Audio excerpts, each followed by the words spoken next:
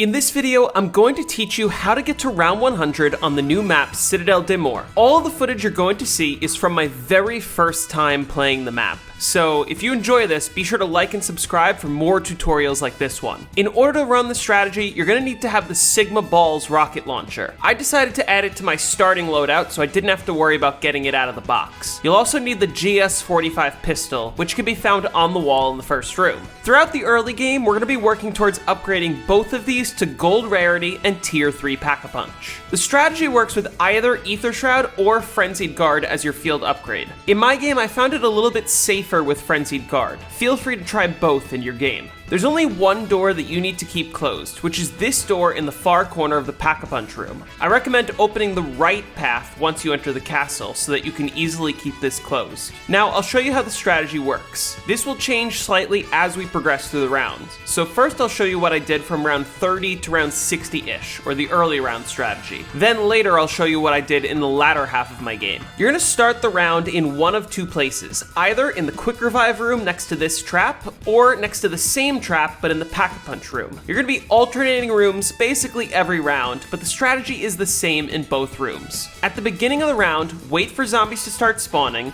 then activate the floor trap. This trap works a lot like Ring of Fire from Black Ops Cold War. It will slow down the zombies and weaken them, and it will also give you unlimited ammo while you stand in it. All you're going to do while this is active is spam your Sigma Balls at the floor. You can hold down the trigger on your rocket launcher and it will continuously shoot. You want to make sure that you're moving around to hit as many zombies as possible, so you can either move your camera left and right, or you can spin like I do here. You're going to get hit quite a lot by the doppelgasts while you do this. This is perfectly fine, but it will deplete your armor quite quickly. When you see that your armor starts to get low, that's when you're going to want to activate your field upgrade. Since I was running Frenzied Guard, you can see how I activate it in this footage, and just keep shooting while it's out. If you're running Aether Shroud, just replate your armor and then keep shooting. I'll leave some footage on screen so you can see exactly how I run this strategy.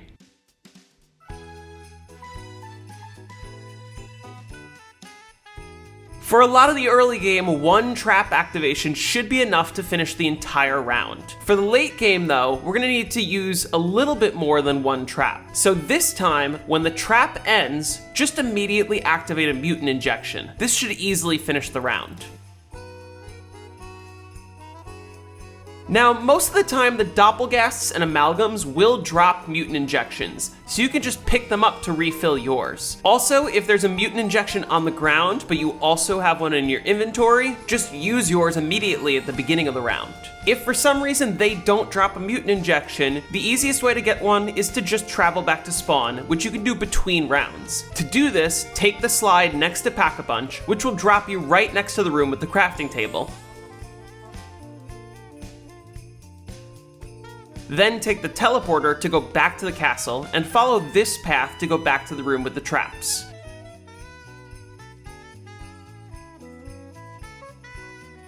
From here, you can continue the strategy as normal. This strategy is salvage positive as long as you have Vulture, so salvage should not be an issue. For the special rounds, just use both of your weapons like I do here. There isn't a specific strategy to complete these rounds, so just spam until they're done. If you're ever trapped, even if the trap is on, just activate your mutant injection, which should save you. There's no reason to take any risks that you don't have to. If you take it down, activate your mutant injection as soon as you revive yourself to clear the round.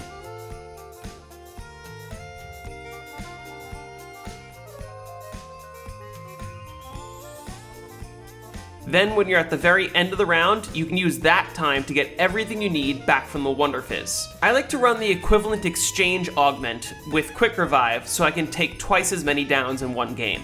And that's the entire strategy. It works for basically the whole game, but if you want to go past round 100, eventually you need to activate both traps in the same round to finish the round. You should still have a lot of salvage, so it isn't difficult to switch between the traps and the mutant injection. One thing you might be asking is which sword I decided to use in my game. Well, the answer is actually none of them. All 4 swords are really not that great at all, so I didn't even bother building them. Obviously, it's nice that they don't take up a weapon slot, but the fact is, when you're using it, it's simply too unsafe to be worth it, especially because it only kills 1 zombie at a time. It may be a little bit useful with Ether Shroud, but if you don't build it, you're really not missing anything. That being said, if Treyarch patches it so that you can kill more than 1 zombie with a single swipe, then it might actually become useful. In my game, I knew I wanted to exfil on round 101, so for the last 15 rounds, I decided to run a mutant injection only strategy. Just for fun, I'll show you what I did for that. The best place to do that is in the spawn area next to the crafting table. You can camp here and basically finish the entire round with a single mutant injection, like you see here.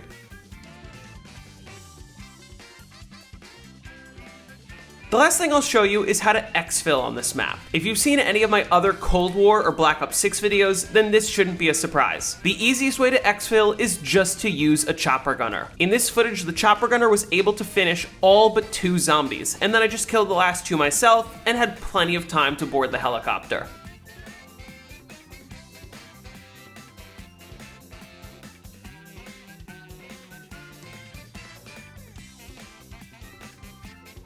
Anyway, that is the strategy, and that is really all you need to know in order to get to round 100. If you want to see more gameplay, I left the entire footage of me going from round 1 to round 101 down in the description. You can also see my reaction to the map since, like I said, I was playing it for the very first time. If I'm being honest, this map was a little bit underwhelming for me. I know that a lot of the community seems to like it, and others seem to not like it, but I find this strategy to just be quite bland. The first part of the strategy with the Sigma balls reminds me a lot of a certain other map that I consider to be my least favorite map of all time. And the second part of the strategy is just score streak spamming, so the typical Cold War and Black Ops 6 strategy. I'd hoped for more variety, and maybe that will change if the swords get buffed, but for now I'm probably going to move back to one of the other maps on Black Ops 6. Anyway, I hope you all enjoyed this video. If you liked it, be sure to leave a like and subscribe for more informative tutorials like this one. Thank you all so much for watching, and I'll see you soon.